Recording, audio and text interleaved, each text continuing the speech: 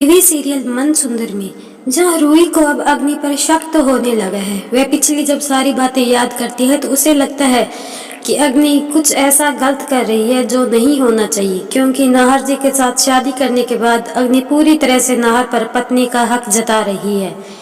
यह देखकर रूही को बुरा लगता है, लेकिन रूही तभी इन बातों पर ध्यान नहीं देती। लेकिन जो भी टेप रिकॉर्ड रूही के हाथ लगता है तो वह जूही को देने के लिए जूही को फोन लगाती है। जब वह जूही को वीडियो कॉल करती है तो पीछे उस व्यक्ति को देख लेती है, जो व्यक्ति रूही के घर पर पुलिस बनकर आया था अग्नि के कहने पर।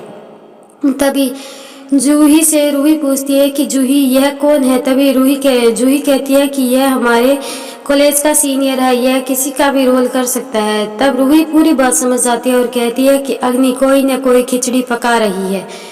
वह इस नकली पुलिस वाले को घर में लेकर आई थी और कहने लगी थी कि वह नाहर के केस की छानबीन कर रही है, लेकिन ऐसा कुछ नहीं है।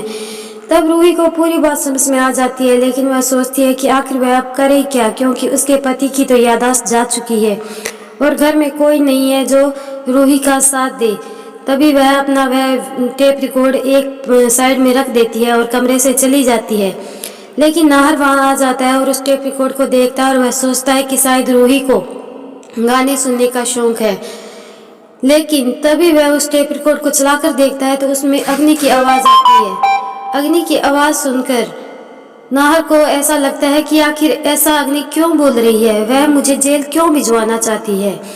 लेकिन तभी वह सोचता है कि यह तो अग्नि से पूछना ही होगा। वह टेप रिकॉर्ड ले जाकर अग्नि के पास अग्नि को सुनाता है और कहता है कि तुम ऐसा क्यों करना चाहती थी, मैंने तो तुम्हारी इज्जत बचाई और तुम मुझे ही जेल में भेजना चाहती थी। लेकिन अग्नि अब कुछ नहीं बोल पाती, क्योंकि उसका सारा पर्दाफाश होने वाला है।